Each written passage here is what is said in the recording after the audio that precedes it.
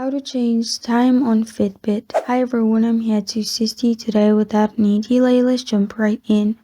First, open Fitbit app on your device. Here you'll find this kind of screen pop up. Click on your profile picture at the top right corner of your screen. Here, click on Fitbit settings. After you click on Fitbit settings, click on date, time and units. Here, you'll find time zone. Click on it. You can turn on set automatically. It will search for your time zone and set automatically for you. If not, press on time zone at the bottom and select the time zone you want. After that, make sure there's dot in it and then you can go back. After that, it will simply change time for you on your Fitbit devices as well. And this is how to change time on Fitbit.